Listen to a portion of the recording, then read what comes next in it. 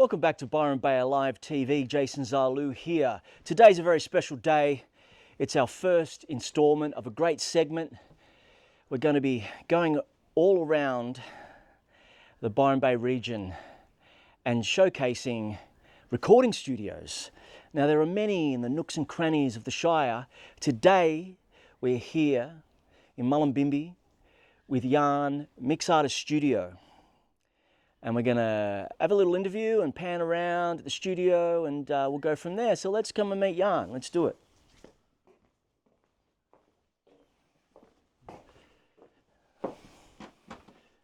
Jan, how you going, mate? Zalu, welcome to the studio. How are you today? Man. Good, Great man. to see Good. you. Cool. Welcome. Step on in. Well, let's have a little look around. Yeah, let's come check it on out. through. Step on in. All right, These man. are the rooms. Cool. Welcome. So, All right. this is our control room. Let's have a look at the spaceship control Yeah, room take first. it all in. You got a session up and running. Look at that. Yeah, that's a mix in progress. Okay, yeah, as at the per moment. usual. And obviously, you're running the latest Pro Tools here, are Yeah, you? yeah, of course, Yeah. of course. Yeah. Pro Tools is my weapon of choice, but we've got a lot of other tools as well. As well. Okay, of great. course, That's yeah. really But, good. I'm most at home in Pro Tools. Yeah, me too. That's what you course, start with, yeah. and it's Yeah. on subscription, is it now? Yes, it is. Yes, it Yeah, is. So I pay for the big big one, yeah, the version, professional one. every single year. But you know, it's really It's worth worthwhile. it.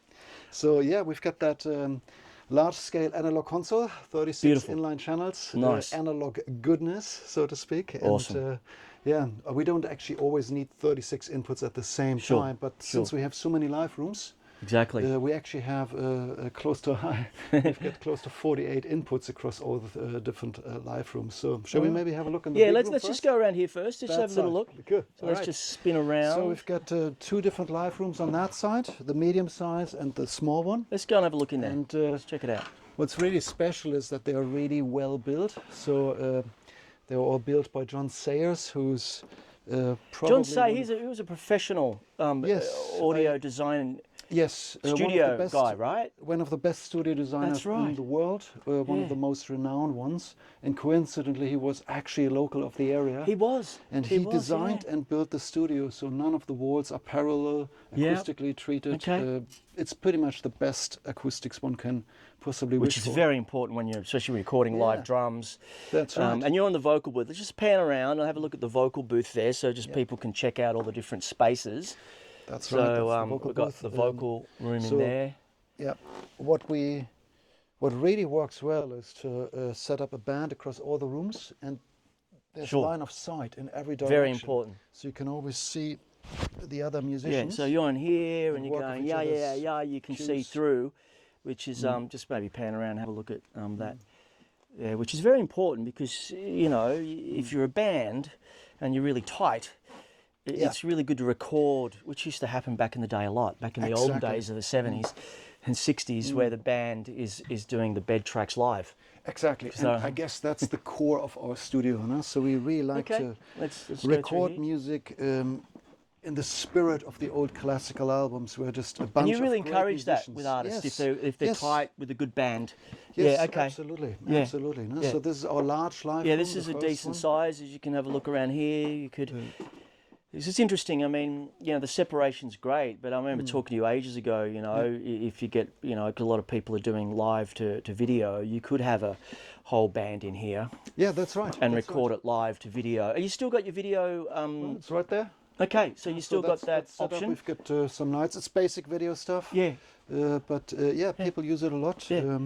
Okay. And yeah, a lot of bands actually bring in their own Sure. video cameras as well. No, that Okay. happens quite And a this bit. is we've got to check this feature out. That's a really special feature It's of our like, studio. I like this. This is great. Look at that. So So what? Just different wet, dry surfaces yeah, for reflection and so it forth. changes the degree of absorption. Okay. So for drums, we yeah. typically keep it open. We like the timber side up, Okay. which gives If you're just doing drums, yeah, it for gives instance. the room a certain quality that I really like. It's a fine detail. It's not a huge difference. Yep. But it actually makes an audible difference in the recordings. And for vocals, we Yeah. often like to Yeah. close it and keep it a bit more absorbent. 100%. And this drum kit here is the house drum kit set up Yeah. all the time, That's which is kind of great because you know the kit really well. Absolutely. We call it chunky because of the Chunky. big fat kick drum. It's got a Okay. really impressive sounding, huge kick drum. Okay. And a lot of rock drummers like it. Okay, It sure. also works really well for reggae due to the massive kick. As well. Okay, Well- so it's like a hybrid kit, really. It's Yeah. just it's good for different kind of styles. Yeah, look, I'm a drummer myself, so I know Yeah. about tuning, and I can quickly Very tune important. it into rock sound or different sounds if we like. Yeah. While the other room is a bit drier, Tighter. tighter, drier. and yeah. funk drummers and pop drummers. Yeah, really I like noticed that room. smaller kit. Yeah, and that's a jazz kit there. It's a Okay. Gretsch, Yeah. which is also part of the studio, so that's also available. if Part of people the like it. service, which is awesome because any of you budding engineers out there know the most important thing if you are doing real drums, you got to get those bed recordings down nice and clean. Because then you don't have to Absolutely. fix it later as much, right? That's And right, the song can that's mix right. itself. And a good sounding room makes all the difference. As well. That's important. Yeah. In addition to a good sounding drummer, Yeah, a good sounding kit. Well, that's a But it's very these important things, point. the drummer, Yeah, the kit, the yeah, room. yeah. These three things are Yeah. really important to me. It's really interesting because so just a little tidbit over the years of me recording and producing and so forth. That's very important. The drummer, how he hits the drums. Yes. And I only learned a few years ago. A drummer, a different say, a serious studio session. World class guy will hit the toms harder, and the cymbals lighter. Mm-hmm. That's so you right. don't get so much spill, but you've got the velocity of That's right. the drums, and they're really Yep. pushing into Yep. the sound and the Pro Tools. You know? Yes, that's. a Do big you thing. know Jonathan Moffat by any chance? No. He's known as Sugarfoot. He was Okay. Michael Jackson's drummer. I think I He's might have a saw him maybe on legendary YouTube. drummer. Yes, Yeah, he's okay. on all over YouTube, and Yeah, he's okay. got this Yeah. technique where he hits cymbals behind him. Oh yeah, no, I've seen that guy. And if you Yeah. look at his setup, Yeah, now, he yeah. is a prime studio drummer. Okay. And what he Yeah. plays so well Yeah. is the cymbals are all really high. Yeah. So, So you got separation from the exactly. mics. Exactly. So studio Yeah. drummers Yeah. don't like the cymbals really low. because it spills but over. as high up Yeah. as they're comfortable playing. Okay. And Jonathan really Yeah. learned to play with the cymbals really high, which Yeah. immediately Got that separation. improves the sound of the drums Yeah. through studio microphones. 100%. Of course, Which is a a good. bit different to live. Live it's maybe not as Yeah, good as and that's the thing where I'm at. Over the years, I've had live musicians or drummers that are used to really with my psychedelic funk rock that really hitting. Yeah. And I've just learnt the hard way. And I mean, a good engineer can fix things in the mix later, but I'm at the stage where you don't want to be doing that, and especially when you've got this really good setup there. It's less time. You on the tools over there having to fix things because you've already got the beds nice and clean. Yeah, that's right. Which Look, is really in the end, we got to record drums on a set where the drummer is comfortable. Yeah. That's the most important thing. No, But really important. There's usually a bit of leeway. Yeah. So I try to get the drummers to raise their cymbals as far as they're comfortable. Okay, yeah, well, that's That's- interesting if that's- they're not used to that. Say a Exactly. live rock drummer or funk drummer or any drummer comes in, and okay, that's Well, you got to be considerate there. No? Yeah, so of course. I never want to put somebody out of their comfort zone. yeah, a little bit higher, a little bit higher. But like it's something as a music producer that I learnt a little bit later, over the years, and I probably wouldn't go into a studio to record. We've had these conversations. I wouldn't go into the studio without a serious professional, world-class drummer. With someone like yourself that knows what he's doing. Cool. Well, let's just keep walking around here and just have a look at some of the gear you got set up. Now you've got a nice piano, and is this a newish addition? Not I haven't that been here new for a couple- anymore, but maybe it's been. Yeah. Yeah. Well, how long has it been? I'm not quite sure. It's probably we added it about a year ago. So we've got an electric piano here. Okay. And And it's got the organ vibes and Yep, the organ vibes and all that sort of. play the pedals if you want to have some fun. Yeah. So so you got the bass, yeah, cool, old school, which is great for just that old school feel, And you got the piano, Yes. and So this is actually just the entrance area. It's Yeah, not really sure, a sure. live room. Yeah, But we okay. use it as our fourth live room, of course. We've got okay, of microphone course, inputs. if you want to set up amps or separations or different exactly. things, So- you can have that live room. Now, I got to mention this analog generation. I know this is a probably what'd you say? It's an analog two-track But tape it machine. looks. Yeah. It looks. Look, this how is old is not it? What's the little currently story, really working. briefly? Well, it It's- looks very old school. Yeah, I don't know the exact 60s, specifics, 50s? but it leads back to an old factory in the UK, and I would assume approximately 60s. But look, I might be Yeah. a decade off, in all honesty. Yeah, okay, cool. If I ever have too much time in my life, once I retire, I will sit down and restore Or maybe I it could to take a its old photo of glory. it and, Google it for you and we'll find out. But, right now, this is a museum's piece All right. in the spirit of old recordings. Yeah, cool. I just want one last thing. Let's just go through here and have a look at some of your outboard gear, because I think it's important for the gear audiophiles they're called now, or gear nerds. Gear nerds, yeah, of course. So this is all the outboard gear, analog to digital converters, got compressors. Oh, actually, the converters on the other side. Okay. So literally, I'm hiding them away. We've got Yeah, 40 Okay. slash 36 IOs. Yeah, okay. On that rack, on the right hand side, you've got the compressors. Yeah.